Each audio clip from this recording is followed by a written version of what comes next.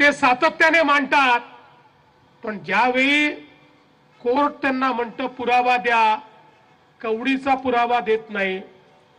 ज्यावेळी election commission त्यांना म्हणतं पुरावा द्या, एक पुरावा देखील देऊ शकत नाही. हवेत गोळीबार करणाऱ्यांना जमीन दिसलेली आहे, अजूनही सुधारले नाहीत. तर त्यांची हीच अवस्था महाराष्ट्रातल्याही या सगळ्या स्थानिक स्वराज्य संस्थेच्या निवडणुकीत अशाच प्रकारची माती त्यांची होणार आहे, हे या ठिकाणी भाकीत मी निश्चितपणे करू इच्छितो. आणि म्हणून खरं तर आजचा दिवस हा आपल्या सगळ्यांकरता अतिशय महत्त्वाचा दिवस आहे.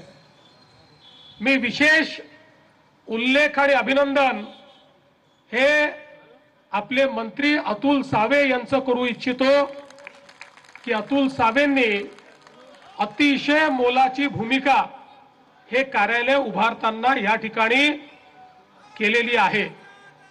अर्थात इतर सगळ्यांचा निश्चितपणे त्यांना साथ या ठिकाणी होता. कराड साहेब असतील, आपले मागचे अध्यक्ष असतील, आताचे अध्यक्ष असतील, संजय असतील, सगळे मंचावरच्या सगळ्यांनी त्यांना मदत केली. पण हे निश्चित आहे की जमीन शोधण्यापासून तर ही इमारत उभं राहतपर्यंत सातत्याने ज्या प्रकारे येणाऱ्या अडचणींचा सामना अतुलजींनी केला, तो मला असं वाटतं अतिशय महत्त्वाचा आहे. आणि म्हणून त्यांचं आज मी विशेष अभिनंदन या कार्यालय निर्मितीच्या निमित्ताने करतो.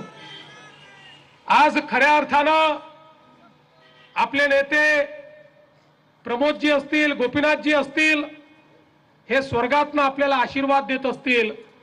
कारण या मराठवाड्यावर आणि छत्रपती संभाजीनगरवर त्यांचं प्रचंड प्रेम होतं आणि संभाजीनगर वासियांचंही त्यांच्यावर प्रचंड प्रेम होतं.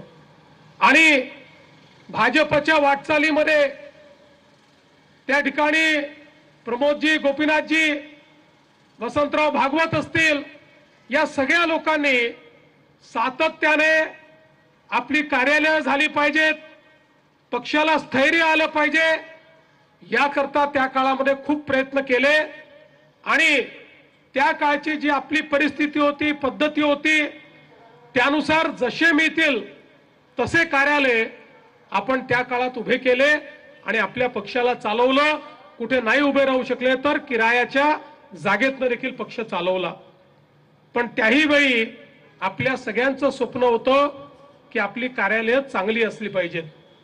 आणि ज्यावेळी 2014 साली आपलं सरकार आलं आणि त्यानंतर देशामध्ये माननीय अमितभाई शहा यांनी भाजपची जबाबदारी घेतली, त्यावेळेस आम्हाला अमितभाईंनी बोलवून सांगितलं की आमची इच्छा आहे प्रत्येक जिल्ह्यामध्ये प्रशस्त कार्यालय भाजपचं झालं पाहिजे आणि त्याकरता तुम्ही प्रयत्न सुरू करा.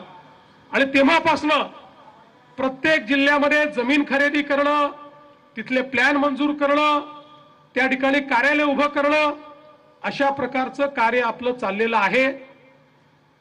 एक गोष्ट मात्र निश्चितपणे आपण पाहिली, कुठेही सरकारी जमिनी घ्यायच्या नाहीत, कुठेही इल्लीगल बांधकाम करायचं नाही.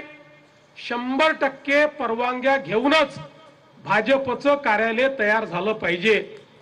आणि म्हणूनच संभाजीनगरमध्ये आमची अपेक्षा अशी होती की जरी शहर आणि जिल्ह्याचं कार्यालय असलं तरी देखील विभागाचं कार्यालय देखील असणार आहे. छत्रपती संभाजी